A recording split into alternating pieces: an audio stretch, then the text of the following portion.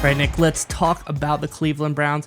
Into the season, not quite as good as you wanted it to be, I would say, but I would say leading up to the final game of the season, there was a little bit of magic as far as being able to have Joe Flacco come in and show there's a ton of talent on this team. And if you get a quarterback that comes in and makes themselves serviceable, this is a very talented roster. And Joe Flacco came in and showed that for the Cleveland Browns.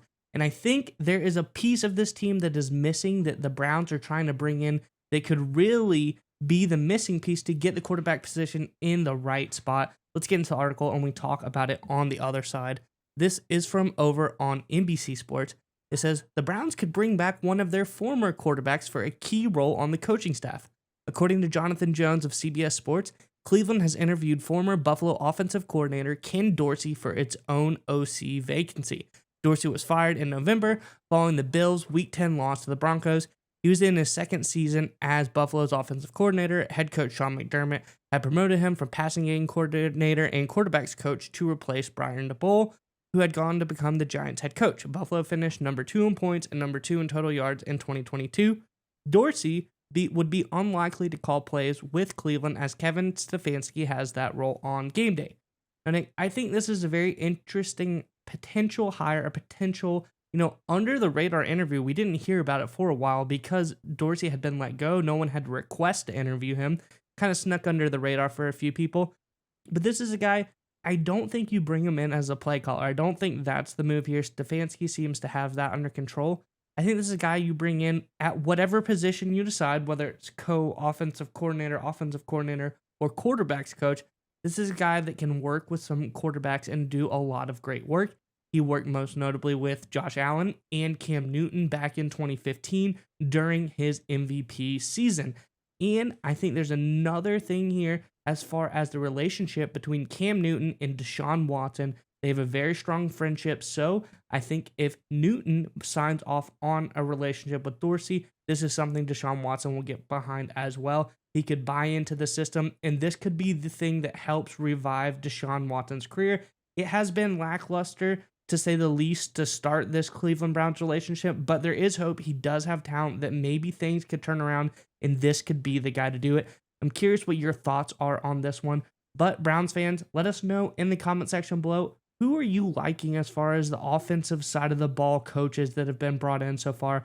Let us know in the comment section below, and while you're down there, please consider becoming a member of this channel. It's something really quick, easy, and it's not very expensive, and it helps us out tremendously as far as supporting us and our endeavors to bring you the best NFL news. But Nick, enough about us. What do you think about the Cleveland Browns? So look, I think the biggest issue with the Browns in terms of Deshaun Watson, and you and I talk about it offline, in terms of Watson's contract, Watson will be the quarterback for the Cleveland Browns for the foreseeable future, barring something completely bonkers happening. So at this point, it's all about the Browns putting the best coaching staff around Watson to return to his success, or at least improve off his past 2 seasons with Cleveland. I think the biggest issue with Watson and Cleveland so far has been his touchdown to interception ratio. It has been historically low for him, and his completion percentage has dropped significantly based off of his time in Houston. I think where the Dorsey hire is absolutely perfect is if you look at what Dorsey brought to Cam Newton and Josh Allen as quarterbacks coach, right? Because that's going to be the main part of his role. I think it's important that you brought that up because Stefanski will call the plays. Dorsey will act more as a quarterbacks coach if he's brought into the fold.